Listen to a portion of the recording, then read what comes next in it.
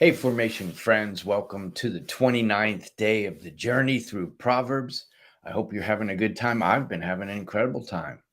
It's really a good opportunity to seek the wisdom of God and take time each day to seek the King, to seek his kingdom, and to seek his righteousness.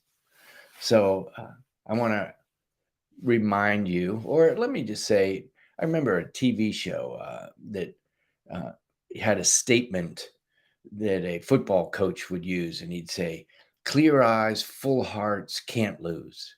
And I want to encourage you, clear eyes, full hearts can't lose.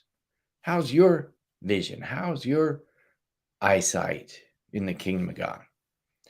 Well, as we start Proverbs 29, the first verse really, I want to, don't be a stiff-necked person.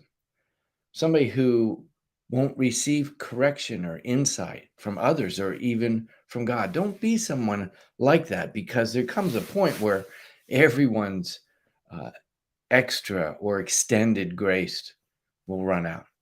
So they'll give you grace for a while when you are stubborn and hard to uh, convince.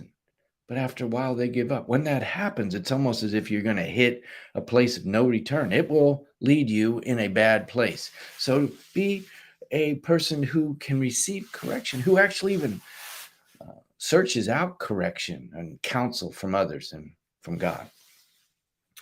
But I want to really hone in on verse 18 of Proverbs 29 today, where there is, or when there is no vision, no prophetic sense of what God wants to do, people quickly wander astray.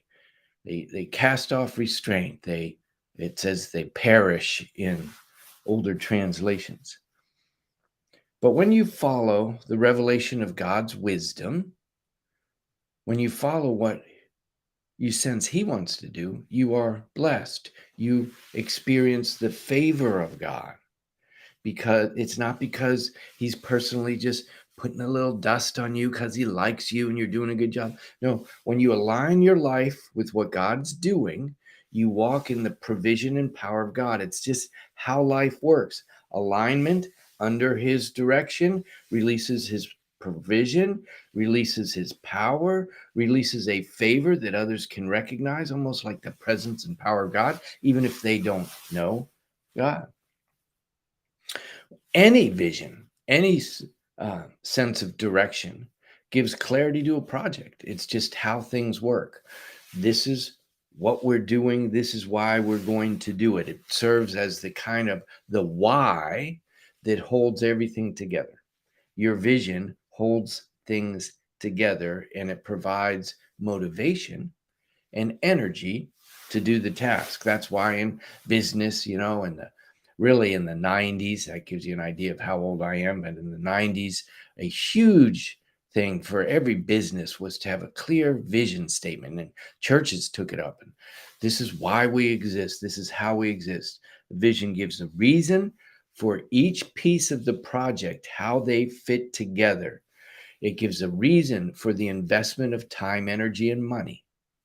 Remember, for anything to be built on the earth, from my perspective, whether it's a school or a church or a business or your life or your marriage or your household, it involves the investment of time, energy, and money. It's not magic. You don't just pray things in. You pray to discern what God wants, and you align with that sense of vision of what he wants, and that releases his power.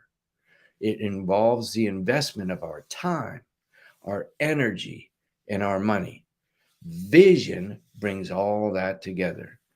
Kingdom vision, kingdom life stems from a sense of what God wants to do. It stems from the king. Remember, our king is the king of all kings. He's above everything. He's created everything. He is life itself.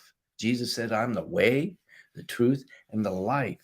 Kingdom life stems from him. his kingdom, his perspective on things. This is real life. So, the revelation from God that we all want in any circumstances, what does God want to do? We generally want to understand, why does he want to do this? Sometimes we don't even know, but generally it's not just what he wants to do. We also get an insight of why he wants to do it. Why does he want? And we could go into any kind of moral, important topic. We want to understand God's perspective, and we want to understand why it's like that. But we do that also in where our life is going.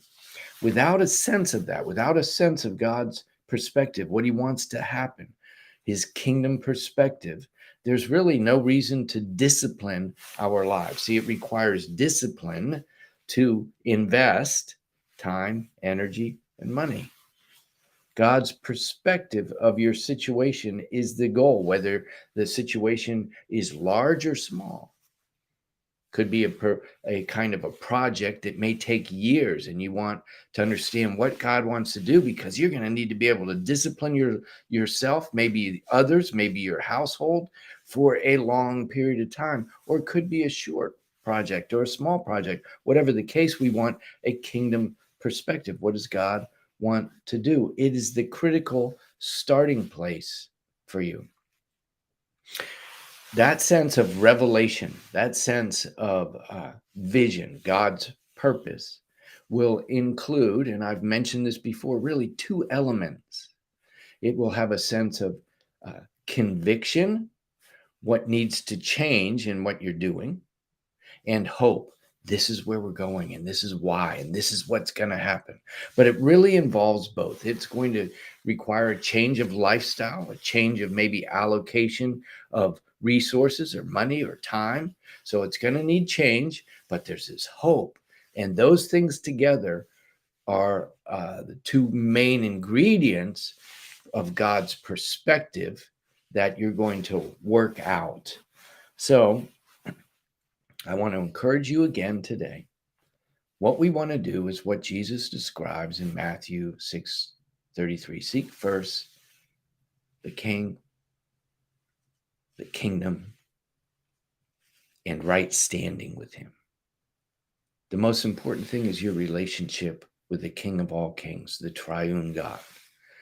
And you want to understand his perspective on whatever you're doing, whatever you're intending to do. And you want to be in right standing. Just align your life with that. That's how it really works. Take time to articulate your vision for whatever project you're doing.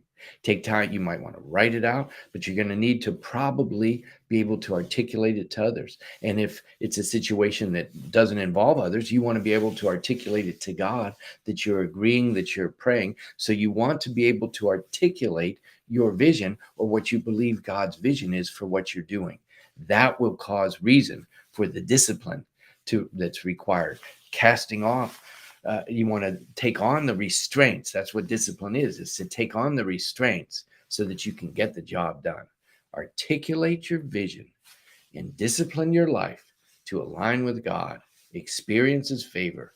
It's the joy of living, and it has impact wherever you go. May you walk in God's vision for your life today. Have a great day. See